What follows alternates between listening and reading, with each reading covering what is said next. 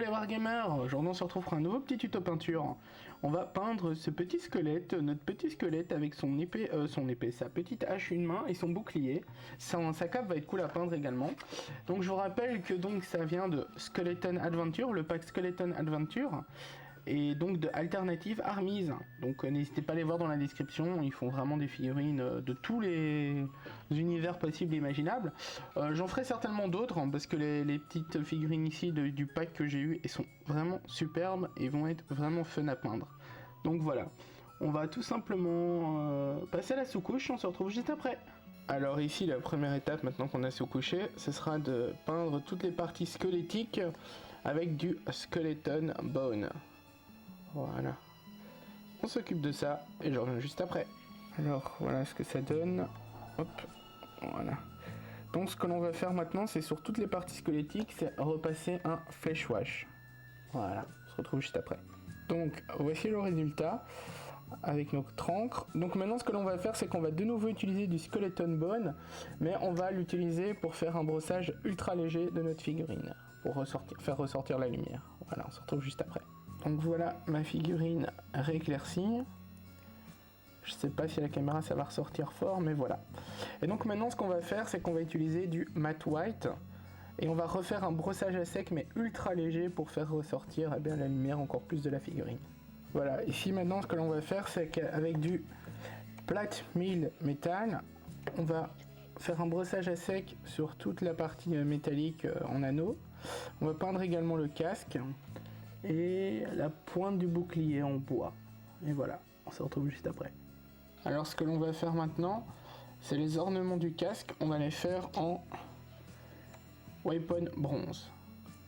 Alors maintenant que les ornements du casque sont faits, on va s'attaquer à la cape de notre petit personnage. Et la cape, on va simplement la faire en army green. Voilà, on se retrouve juste après. Alors maintenant ce que l'on va faire, c'est sur le casque et sur la petite tunique en métal, je reviens pas sur le nom, et sur la pointe du bouclier, on va passer un dark tone, donc une petite encre. Donc voilà, comme vous pouvez voir, le casque a séché.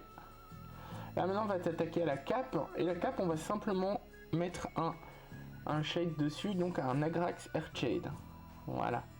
Voilà notre petite figurine, elle va sécher. En attendant, ce que je vais faire, c'est que je vais peindre les bottes, donc en fur brown.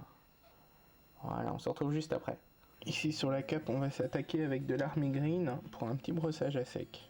Alors, on va maintenant faire la ceinture de notre petit guerrier avec du leather brown. Ici sur les bottes et la ceinture, on va utiliser un soft tone, une encre.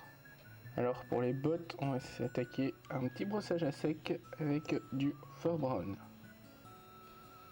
Alors pour la barbe de notre petit bouclier, on va simplement la faire en Rhinox hide. Voilà. Alors ici sur le manche de la hache et sur le bouclier, on va utiliser un oak brown. On va peindre notre petite hache en gunmetal. Là la main bien entendu. Alors sur notre petit bouclier en bois ainsi que sur le manche de notre arme, on va mettre du strong tone. Et pour la partie lame de notre hache, on va mettre du dark tone. Alors maintenant sur le manche de la hache et sur le bouclier, on va faire un brossage à sec avec du oak brown. On va s'attaquer maintenant à la lame de sa hache. On va faire un petit brossage à sec avec du gunmetal. Alors on va faire un léger brossage à sec sur la partie tranchante de l'arme avec du shining silver.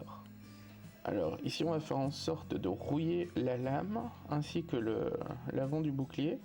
Et pour ce faire, on va utiliser du brass scorpion. Et on va utiliser la petite technique du cordon. On coupe la pointe.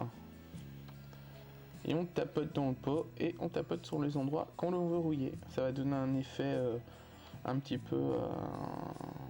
un effet réaliste de rouiller d'épais comme ça, comme la vraie rouille. Et ensuite on se retrouvera dans le visuel de fin parce que ça sera la dernière étape.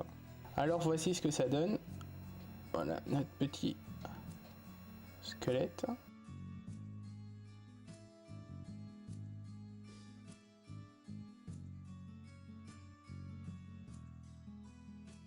Voilà, donc n'hésitez pas à mettre un petit pouce bleu, un petit commentaire. On se dit à bientôt pour une prochaine vidéo. Ciao ciao tout le monde.